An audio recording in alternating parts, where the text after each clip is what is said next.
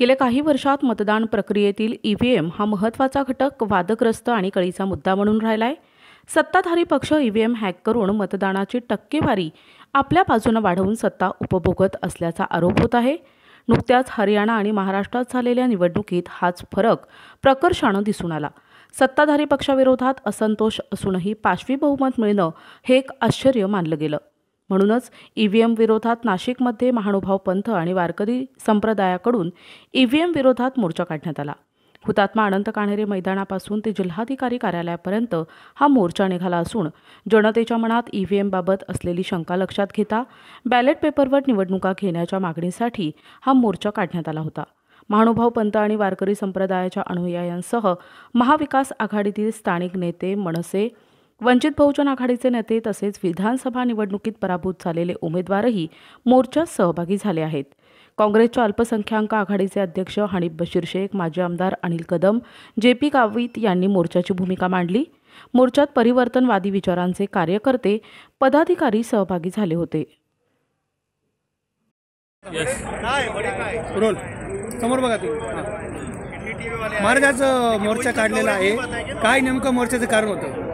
आज या नाशिकच्या पवित्र भूमीमधून ईव्हीएम बद्दल बऱ्याचशा लोकांमध्ये शंका कुशंका निर्माण झालेल्या आहेत आणि बहुसंख्य लोकांचं मनोगत असं आहे की इथनं पुढे होणारं इलेक्शन हे बॅलेट पेपरवर झालं पाहिजे। यासाठी मानभाव पंथ आणि वारकरी या सर्वांनी मिळून आज या नाशिकमध्ये या मोर्चाचं नियोजन केलेलं आहे। नाशिक जिल्ह्यातून भरपूर प्रमाणामध्ये ईव्हीएमवरती शंका घेणारे सर्व लोक या ठिकाणी उपस्थित झालेले आहेत।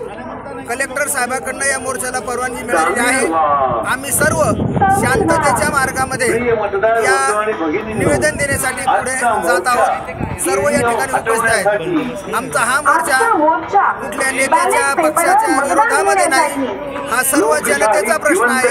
आम्ही कोणाच्याही बद्दल हा मोर्चा काढलेला नाही। तुम्हाला काही या संदर्भात मोर्चा काढण्यात आला होता, काही तुम्हाला कोणाहून दबाव तंत्राचा वापर झालाय? कोणाचा दबाव आला नाही आणि कुणी काही बोललेलं सुद्धा नाही। आम्ही स्वयंस्फूर्तीने चाललो। निवेदनामध्ये काय काय मुद्दे तुम्ही उपस्थित केलेले आहे? निवेदनामध्ये महत्त्वाचा मुद्दा आहे, सर्वसामान्य मतदारांची अशी इच्छा आहे की बॅलेट पेपरवर मतदान झालं पाहिजे आणि ईव्हीएमवर आम्हाला मतदानामध्ये शंका दिसते असं लोकांचं मनोगत आहे आणि म्हणून मतदान बॅलेट पेपरवर व्हावं हा महत्त्वाचा मुद्दा आहे। कोणकोणत्या पक्षाचे लोक किंवा संघटनेचे लोक यामध्ये सहभागी झाले? आता तर तसं सांगता येणार नाही कारण समाज भरपूर आलेला आहे, परंतु वारकरी आणि महानुभाव पंथ हे दोन प्रामुख्याने या ठिकाणी दिसत आहेत। आज गोल क्लब मैदान इथून आज ईव्हीएमचा मोर्चा इथून निघालेला आहे, सर्वपक्ष आहे आणि आज आम्ही ईव्हीएम मशीनचा मोर्चा आम्ही कलेक्टर ऑफिसपर्यंत आम्ही घेऊन जाणार आहोत। आणि विषय असा आहे की ईव्हीएम हटाओ देश बचाओ हाच आमचा आजचा नारा आहे आणि विषय असा आहे की बॅलेट पेपरवर पुन्हा निवडणूक घेण्यात यावी, कारण ईव्हीएम हे पूर्ण डाऊटफुल आहे। बऱ्याच ठिकाणी मतदान जास्त झालेलं आहे, तिथं मतदान नाही पण तेवढं आणि टक्केवारी पण वाढलेली आहे। ईव्हीएम हे इझिली हॅक होऊ शकतं, टेक्नॉलॉजी ती सॉफ्टवेअर हे इझिली हॅक होऊ शकतं आणि म्हणून हे ईव्हीएम डाऊटफुल असल्यामुळे बरेचसे उमेदवार जे आहेत त्यांना असं मतदान झालेलं आहे की म्हणजे बऱ्याच ठिकाणी त्यांच्या घरच्यांनी पण मतदान केलं की नाही हे डाऊटफुल येतं। घरचे तर मतदान करतील ना ॲटलिस्ट, म्हणजे असं कसं होऊ शकतं? म्हणजे ईव्हीएम काहीतरी प्रॉब्लेम आहे, ईव्हीएम डाऊटफुल आहे। ईव्हीएमचा तुम्ही ईव्हीएम हे बॅन झालं पाहिजे, पुन्हा बॅलेट पेपर निवडणुका घ्यायला पाहिजे।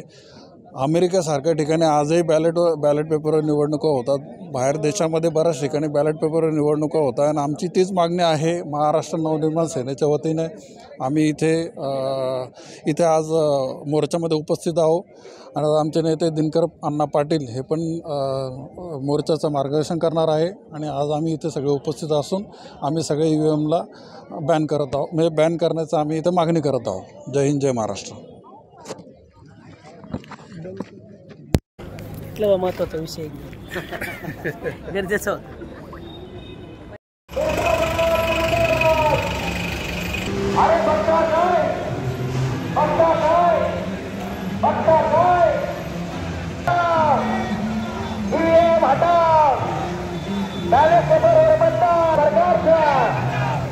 मतदान करणाऱ्या सरकारचा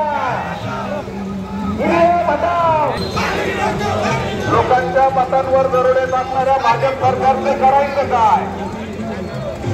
लोकांच्या मतांवर दरोडा टाकणाऱ्या भाजप सरकारचं करायचं काय? ईव्हीएम हटाव. सरकार हमसे करती है, पुलिस वाले करती है, सरकार हमसे करती है, पुलिस वाले करती है.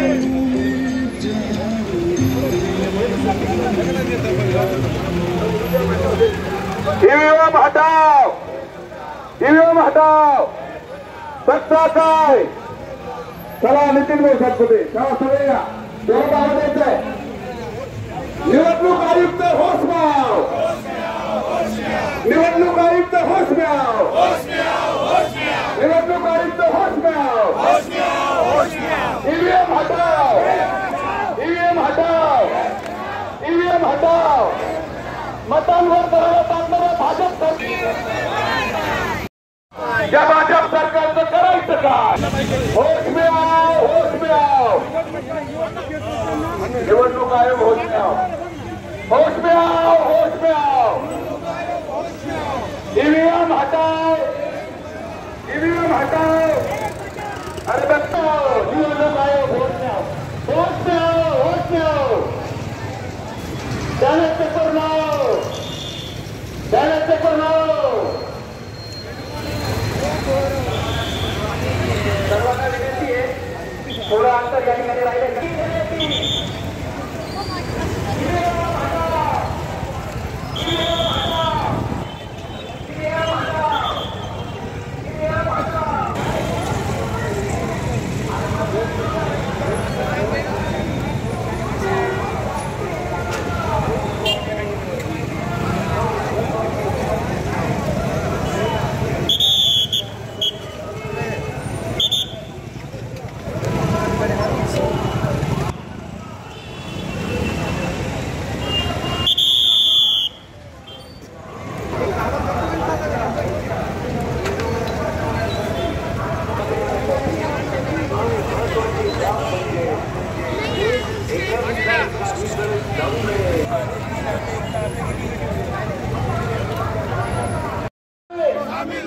सत्ता काय? नहीं चलेगी. नहीं चलेगी. नहीं चलेगी. नहीं चलेगी. ईवीएम हटाओ. हटाओ.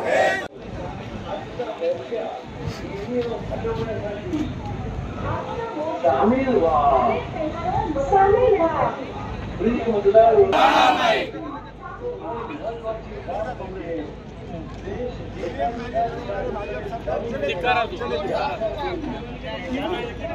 मॅनेज करणारे भाजप सरकार चले जाओ. मॅनेज करणारे भाजप सरकार चले जाओ. लोकशाहीला घातक असणारे ईव्हीएम हटातो. लोकशाहीला घातक असणारे ईव्हीएम हटातो. लोकशाहीची हत्या करणारे ईव्हीएम चले जाओ. ईव्हीएम मॅनेज करणारे भाजप सरकार चले जाओ. योग लढणारे केंद्र सरकार मुर्दाबाद. मोर्चा ईव्हीएम हटवण्यासाठी, आजचा मोर्चा होण्यासाठी, देश वाचवण्यासाठी आणि महत्वाची बाब म्हणजे देश एकाधिकारशाहीकडे जाऊ नये यासाठी. महत्वाची बाब म्हणजे देश जाऊ नये यासाठी.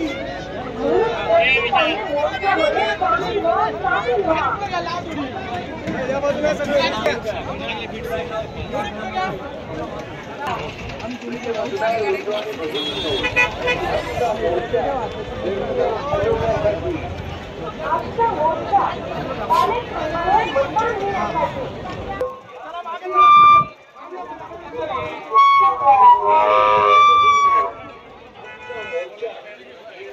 त्यांच्या पुढे कोणी यायचं नाही. त्यांच्या नेतृत्वाला सर्व कार्यकर्त्यांना व या ठिकाणी सर्वसाधारण नागरिक जे पण जमा झाले या सगळ्यांना मी विनंती करतो की आपण सगळ्यांनी मागच्या साईडला जायचंय. व वारकरी संप्रदायाला मी विनंती करतो की आपण तिची गाडी उभी होती तिच्या मागे जाऊन राहायचं म्हणजे आपल्या मागे लाईन लागेल. देखील गाडी उभी तिच्या मागे आणि 4-4ची लाईन लावायची. आपल्याला कुठल्याही प्रकारे वाहतुकीला अडथळा होणार नाही. कायदा सुव्यवस्था पाळून आपल्याला हा मोर्चा काढायचा आहे. कोणी फोटोग्राफी करायला आपल्याला खूप वेळ आहे. सगळ्यांनी त्यांच्या मागे उभं राहायचंय. कोणत्याही नेत्यांनी पदाधिकाऱ्यांनी पुढे येऊन सगळ्यांनी मोर्चात सहभागी व्हायचं. 2-2ची लाईन करून 4-4ची लाईन करायची आहे. सगळ्यांनी ईव्हीएमच्या बैठकच्या गाडीच्या मागे वारकरी संप्रदायाच्या मागे उभं राहायचंय. आपल्याला मतपत्रिकेवर आपली निवडणूक घेतली पाहिजे अशी सगळ्यांची या ठिकाणी इच्छा आहे. त्यामुळे लाखोच्या संख्येने हे थांबून घ्या. 2 मिनिटं तुम्ही थांबून घ्या. गाडी पुढे घेऊ नका. ती सीआर गाडी बोलायची.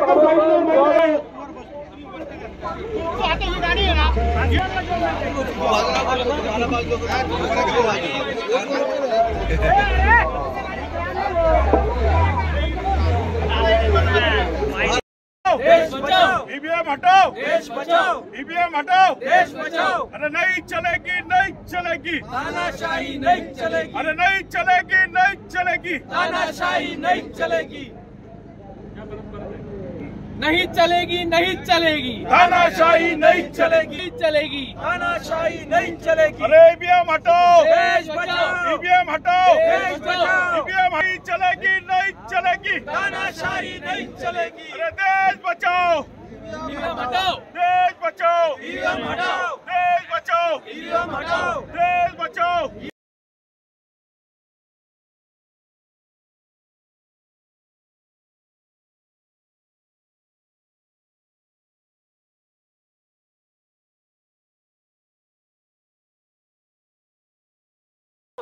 ही आपण सगळ्यांनी साधू संतांच्या मागे उभं राहायचं. त्यांच्या पुढे येऊन स्वतःचं नेतृत्व दाखवण्याची गरज नाही. आपण सर्वसाधारण नागरिक आहात. आपल्याला या ठिकाणी ईव्हीएम नको आहे आणि ईव्हीएम घातक आहे सगळ्यांना माहित आहे. त्यामुळे साधू संतांच्या मागे त्यांनी काढलेल्या मोर्चात आपण सहभागी व्हायचंय आणि सर्वांनी एका लाईनीमध्ये सगळ्यांनी चालायचं. या ठिकाणी विनंती करतो. कोणी पुढे पुढे यायचं नाहीये. साधू संतांना अंतर द्यायचं, त्यांना धक्के द्यायचे नाहीये. बॅक साईडला जे काही लोक असतील त्यांना विनंती आहे की आपण सगळ्यांनी मोर्चात सहभागी व्हायचंय. गाडीवाल्यांनी पुढे थांबायचं 2 मिनिटं. मागचे लोक सहभागी होत आहे अजून, त्यांनी मोर्चात सहभागी व्हायचंय. खूप लोक तिकडे त्यांना सहभागी करण्याचा टाइम लागतोय. 2 मिनिटं थांबून घ्या. चला चला चला पुढे चला, चला पुढे चला, चला चला चला गाडीवाला पुढे चला, स्लो स्लो चला सगळे. या ठिकाणी गार्डनमध्ये सहभागी व्हायचंय. ईव्हीएम हटायच्या घोषणांचा जोरदार या ठिकाणी मोर्चा चालू आहे. मोर्चा चालू असताना साधू संतांच्या मागे सगळ्यांनी उभं राहायचं.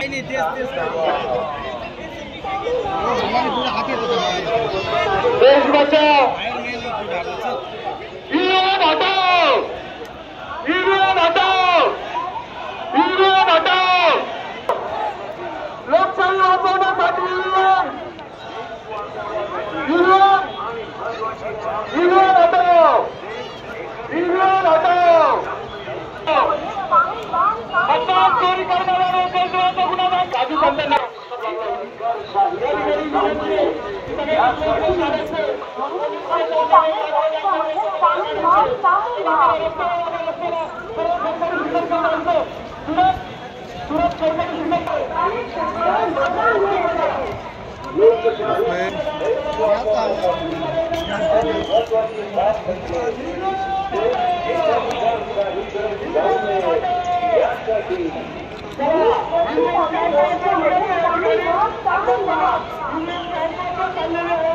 बंधू आणि भगिनींनो, आजचा मोर्चा ईव्हीएम हटवण्यासाठी, आजचा मोर्चा बॅलेट पेपरवर मतदान घेण्यासाठी, लोकशाही जिवंत ठेवण्यासाठी, संविधान वाचवण्यासाठी, देश वाचवण्यासाठी आणि महत्वाची बाब म्हणजे देश एकाधिकारशाहीकडे जाऊ नये यासाठी.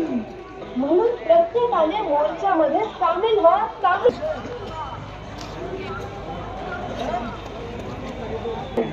आजचा ईव्हीएम हटवण्यासाठी, लोकशाही जिवंत ठेवण्यासाठी, संविधान वाचवण्यासाठी, देश वाचवण्यासाठी यासाठी. म्हणून प्रत्येकाने मोर्चामध्ये सामील व्हा. ईव्हीएम हटवण्यासाठी आजचा मोर्चा. मागणी एवढीच आहे. आमचं ह्या मोर्चामध्ये दुसरी कुठलीही मागणी नाही आहे. फक्त EVM मशीनने जे काही एकंदरीत चमत्कार केलेला आहे, जे गॅरंटेड उमेदवार निवडून येणारे होते विधानसभेला ते सगळे पडलेले आहेत आणि एकतर्फी निवडणूक झालेली आहे आणि म्हणून EVM मशीनवरती जे इलेक्ट्रॉनिक पद्धतीने जे मतदान केलं जात आहे त्याच्यामध्ये हेराफेरी झालेली आहे हे सगळ्या लोकांना कळलेलं आहे आणि म्हणून कुठल्याही निवडणुकीमध्ये याच्यापुढे EVM मशीन वापरता कामा नये अशा प्रकारची मागणी घेऊन आम्ही इथे जातोय।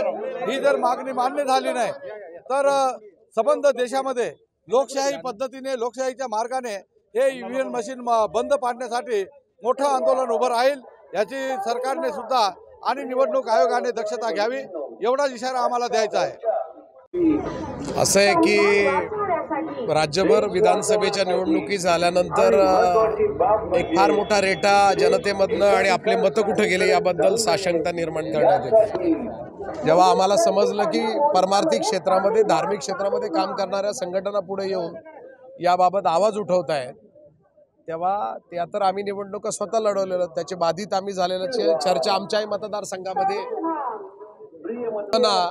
सगळ्यांच्या मनामध्ये आणि आम्हाला आमच्या गावाला कोणालाही लक्षात येत नाही की आमची मतं कुठे गेली। जेव्हा हे सगळं बघितलं ही लोक पुढे येत आहेत तेव्हा आमच्याही मतदारसंघातल्या लोकांच्या रेट्याप्रमाणे जसं JP सर म्हटले तसं आम्हालाही लोक म्हणतायत की आपण पण सामील होऊया आणि अशा सगळ्या EVMच्या माध्यमातून जे काही लोकांच्या लक्षात येत आहे ते अत्यंत दुर्दैवी आहे। आमच्या भागामध्ये मशीनला काही कळत नसावं पण माणसांना कळतं आहे आणि माणसं सांगतायत की आम्ही तयार आहोत। माझ्याकडे स्वतः सांगायचं ठरलं तर बूथ क्रमांक 5, 15 आणि 25 अनुक्रमांक हे 3 बूथ VVPAT मोजावे अन्यथा त्या मरकडवाडीसारख्या आम्हाला मतदान घेण्याचा अधिकार द्यावा। त्याच्यामध्ये सावरगाव आहे, त्याच्यामध्ये शिरवाडे वणी आहेत आणि त्याच्यामध्ये पिंपळगाव बसवंत आहे। नंतर लोकांच्या लक्षात आलं की VVPATची मोजणी होणार नाही आणि नंतर मग मॉक पोल होणार तर त्याच्यामध्ये काही निष्पन्न होईल असं वाटत नाही आणि म्हणून आम्हाला प्रचंड आमच्या जनतेला शोक